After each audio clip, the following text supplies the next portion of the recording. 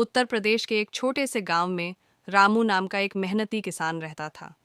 हर सुबह सूरज उगने से पहले ही वह उठ जाता, अपने बैलों को तैयार करता और खेत की ओर निकल पड़ता। एक साल बारिश बहुत कम हुई, खेत सूखने लगे और गांव के कई किसान चिंतित हो गए। रामू को भी चिंता थी, लेकिन उसने हिम्मत नहीं हारी। उसने अपने पुराने कुएं की सफाई की, गांव वालों से मदद ली और मिलकर पानी खींचने के लिए एक नई पगडंडी बनाई, ताकि थोड़ा बहुत पानी फसलों तक पहुंच सके। धीरे धीरे पौधों में हरियाली लौटने लगी।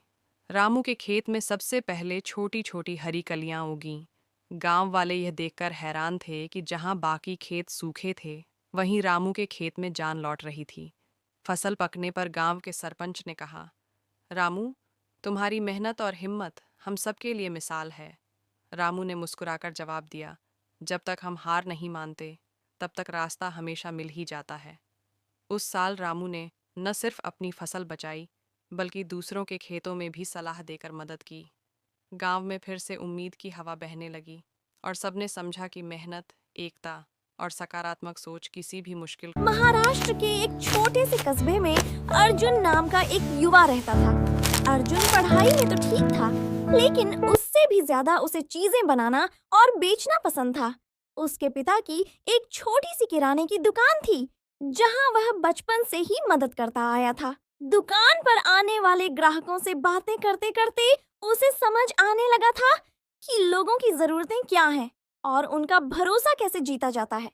एक दिन अर्जुन के मन में विचार आया कि क्यों न वह अपने कस्बे के लोगों के लिए ऐसा काम करे जिससे उनकी रोजमर्रा की जिंदगी आसान हो जाए।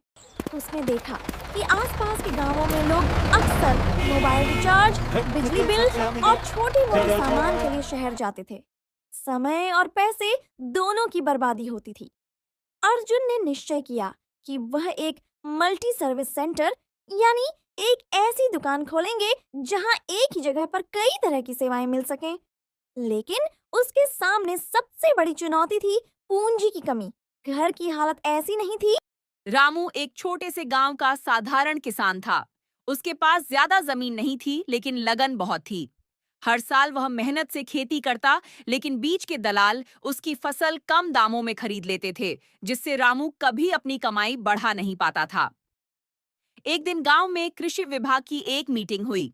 अधिकारी बता रहे थे कि अब किसान अपनी फसल सीधे शहर की मंडियों और ऑनलाइन ऐप पर बेच सकते हैं। रामू के अंदर जैसे बिजली सी चमक उठी। उसने सोचा, अगर मैं अपनी सब्जियां खुद बेचूं तो मुझे सही दाम मिलेगा।